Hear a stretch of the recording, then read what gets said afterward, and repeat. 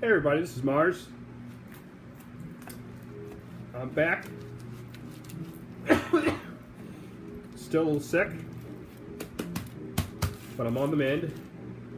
I'm hopped up on steroids and antibiotics. Getting better. Still got a little bit of a cough, so you have to bear with me. Tonight, I wanted to do what I had planned on doing for Halloween, which is my big Famous Monsters countdown. I want to run through a bunch of covers for Famous Monsters. A little late, but as I said, I'm recovering from this illness. But today's the first day I really start to feel human again. So I thought I'd tackle it. Now, to spice things up a little bit, you may be able to hear in the background I have a Blu-ray going. So I thought I'd put a little contest. I'm not sure if I'm going to give something away. I may. But here's the deal. This video is probably going to be, I'm going to guess, 20 minutes long maybe. I'm not sure. I don't do very long videos. But if you can tell by the background, by the dialogue in the background, what movie it is I'm playing, and I'll give you a hint. Pardon me. I'll give you a hint. It's a movie you would find in Famous Monsters. Not much of a hint, but there it is. So, some of you collectors, horror movie geeks, see if you can pick your brain. If you've seen this movie, you can figure it out. And if you do, post it in the comments. And by the next video, I will let you know what movie it was, and we'll discover if anyone figured it out. So, and I think if somebody can figure it out, this is a pretty tough contest. I'll send them something. I'll send them a Monster magazine or something, one of my doubles, as a token of my appreciation and as a tribute to their geekitude. So, Famous Monsters, king of the monster magazines. Let's get started. Get in position here. Famous Monsters ran from February of 1958 to sometime in 1983. The last issue was published. I bought it religiously beginning about 73 or 74 was when I discovered the magazine. What did you say? And I bought it religiously up until Star Wars. After Star Wars, I kind of petered out because the flavor of the magazine changed. It became more of a science fiction magazine, and was more in it was all Star Wars. And Karloff and Vincent Price and Peter Lorre and Lugosi, the guys I loved, they kind of dropped to the background because Star Wars was, you know, selling books.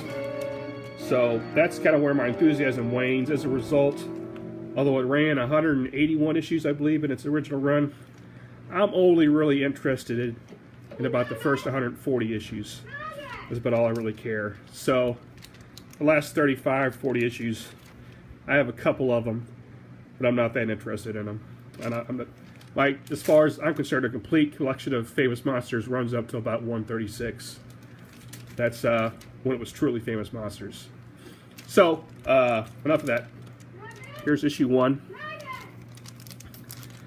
in February '58. Issue 1 is not difficult to find if you don't mind paying for it. Sold out immediately and went into a second print immediately. And there's always copies to be had. It's just a matter of do you want to pay for them. Issue 2 is also not too difficult to find, but pricey, of course. There's where they get tough. Issue 3 is very hard to find, especially in any kind of grade.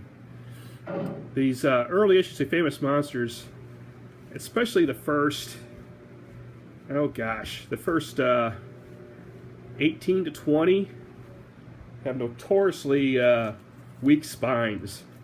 So to find, especially to find a 3 with a spine that nice is extremely difficult. And it's going to cost you some money if you find one.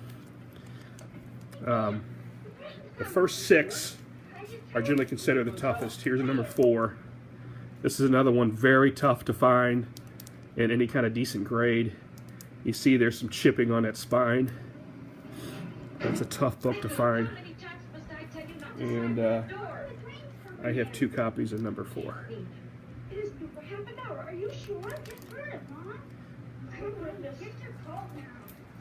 Here's number 5. This one is pretty tough. It's a very nice copy of number 5.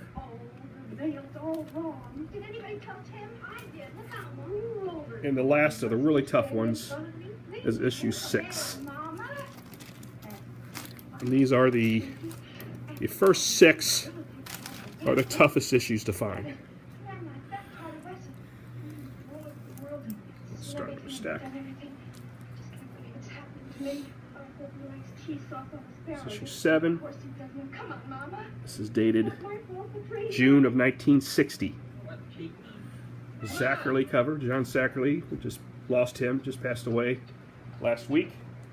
The first, I'd say the first great horror host, but maybe the second. Vampire was probably before Zachary. Here's number 8. That's a really nice copy of number 8. Here's number 9, November of 1960. The first Basil Gogos cover.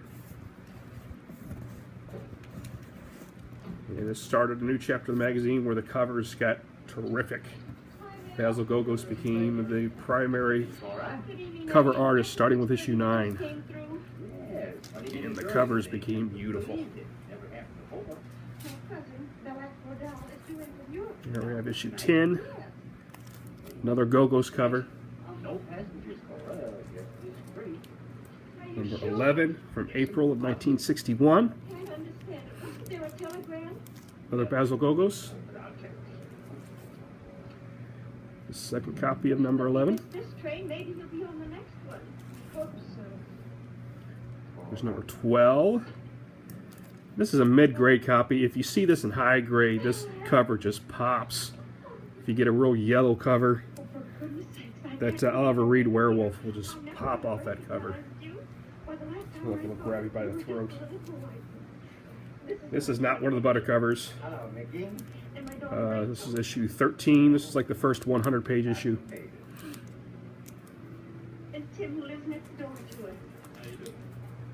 Issue 14. For the Gogos.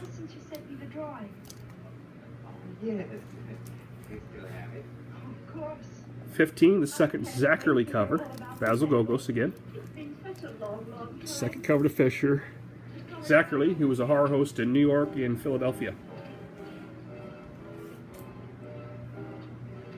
Here's number 16. Another terrific Gogos cover. This is my favorite Gogos cover. Number 17. Love that cover. Just beautiful. Number 18. For years we thought this was Dwight Fry. It's not. It's Bernard Jukes, who was a stage actor who portrayed Renfield on the Broadway stage.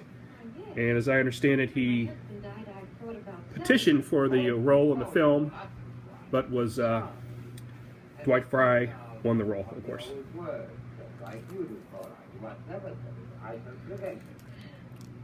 Here's number 19.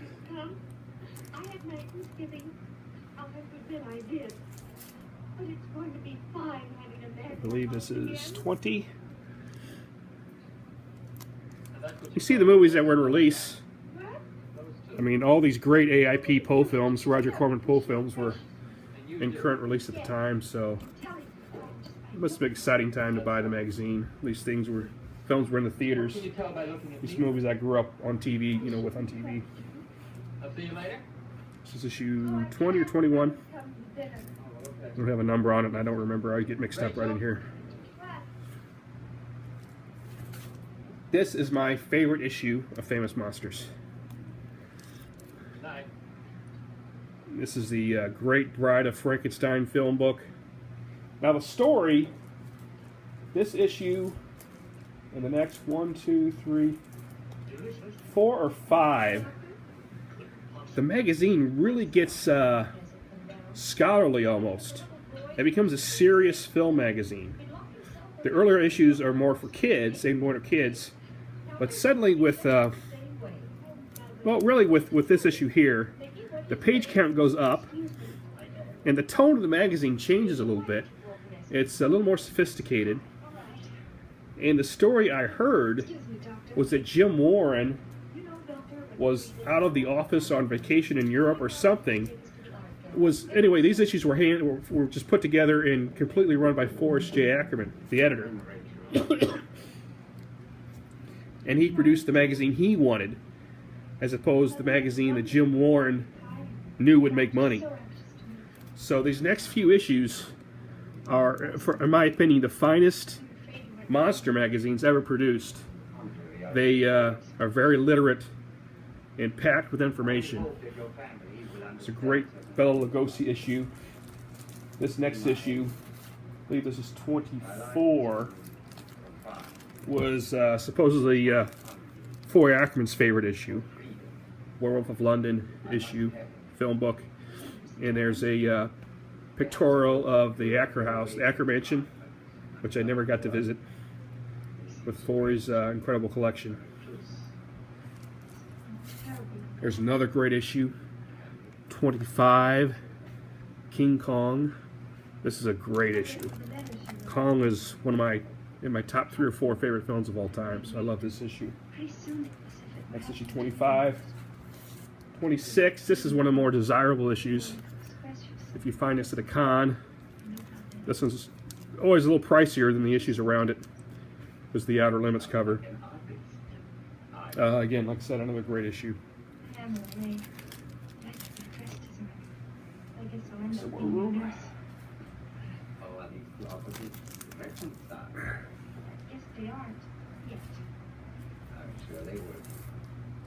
Issues 27. If I have a film I love more than King Kong, it's Seven Voyages of Sinbad or Abbott and Costello Meet Frankenstein. Those are my 3 favorite monster movies. So that one was always an issue I had to have. Here's issue 28 with a Bela Lugosi from Island of Lost Souls on the cover, the Sayer of the Law. 29, this is one of my favorite covers. Jerry Lewis, Attacked by Monsters. You gotta have that issue. The cover is a scene from The Flesh Eaters, which is a pretty grisly movie for 1962 or 63, whenever this issue came out. Issue 30, a great Dracula issue. Godzilla is featured in this. This is a very desirable issue. The first 30 Famous Monsters, this is the golden age of Famous Monsters. The first 30 are a little more difficult to find. After 31, they're fairly common. 1, 2, 30, you'll have to hunt a little bit, and you have to pay a little more, because these issues this is the cream of the crop of Famous Monsters. And in the back issue pages throughout the 70s, 31 was usually where the back issue started. Anything before 31 you couldn't get from Captain Company. You had to luck out at a comic book shop or a bookstore, a secondhand bookstore to find. I know as a kid I never saw any of those issues for sale anywhere, 1 through 30. Occasionally in Captain Company they would put a special ad where they would have a few of the older issues, and they'd be prohibitively expensive, especially if you're 8 years old. But the only way to find them was to have a good secondhand bookstore around, or a comic shop at that time, which at that time I had no access to any comic shops. I didn't know of any. Didn't know such a thing existed. So there's 31. There's 32.